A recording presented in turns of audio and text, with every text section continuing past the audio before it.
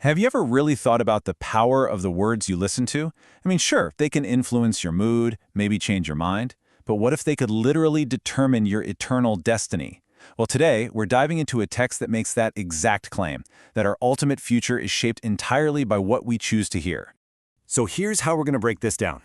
First, we'll look at the foundational power of words themselves. Then, we'll see how that applies to a really specific spiritual message.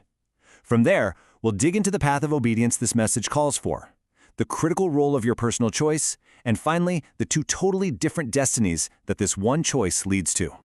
All right, let's start at the very beginning. The source material we're exploring today builds its entire argument on one single powerful idea, that everything about us, who we are, what we believe, even our ultimate fate, is built from the words we let into our lives.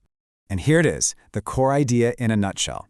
Notice it doesn't say words influence us. No, it says they determine our future. The claim here is that the simple act of choosing who gets to speak into your life sets off a chain reaction with profound, and as we'll see, unavoidable consequences.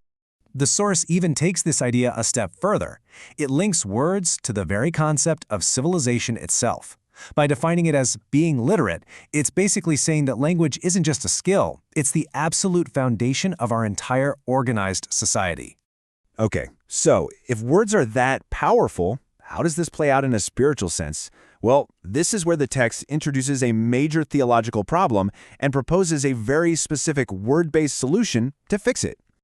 According to this source, the spiritual condition of humanity is seen as, well, pretty bleak. The text claims God perceives people as spiritually dead in the grave.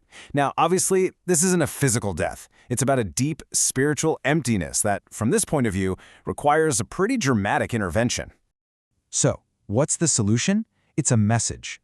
The text explains that Jesus was sent into the spiritually dead world for a very specific reason, to deliver the Father's words of truth. He's essentially the messenger carrying a life-giving communication. So, if a specific message is the answer, what comes next?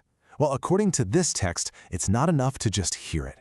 This next section lays out the specific actions, the path of obedience that's required.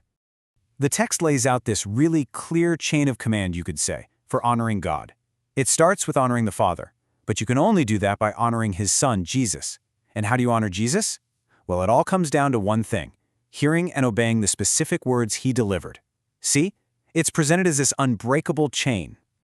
And this quote right here makes the stakes crystal clear. Following these words isn't just a way to receive divine love. It's presented as the only way. The link is absolute. Obedience to these words is the sole path to God's love. Okay, but if the path is so rigid, where do we fit in? What about personal responsibility? This brings us to the absolute core of the argument, the pivotal role of individual choice. And the source boils this huge decision down to something really simple. It's a binary choice. It argues that every single person stands at a crossroads and has to choose one of two paths. Either embrace what the text calls truth, those words from the Father, or choose what it calls a lie. Here, the text draws a really important line in the sand. It separates what's in your control from what isn't. The choice of what to listen to, that's all you. That's your freedom. But the consequence of that choice, the outcome, the source claims that's not your call at all. That is a divine decision.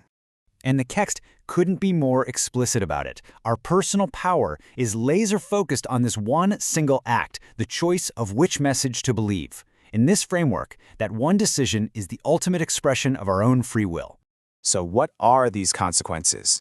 Our final section gets right to the heart of it, focusing on the two starkly different outcomes that the text says result from that one pivotal choice. And here it is, the ultimate fork in the road. The choice you make leads down one of two unchangeable paths. If you obey the word of truth, the result is a resurrection to eternal life. On the other hand, if you disobey that word, it leads to a judgment of eternal punishment. Let's look at that first destiny. For those who, according to the text, choose to hear and obey the words of truth, the promised outcome is what's called the resurrection of eternal life. But in stark contrast, the second destiny is for those who are disobedient. According to this text, their outcome is a judgment that ultimately results in eternal punishment. This final quote really ties the whole thing together, doesn't it?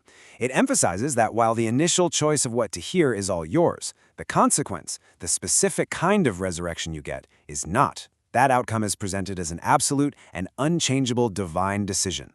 And so the source material leaves us right here, with this powerful paradox, a moment of total freedom in what we choose to hear, leading to a fixed, eternal consequence. It really forces you to ask yourself, what words will you choose to let in?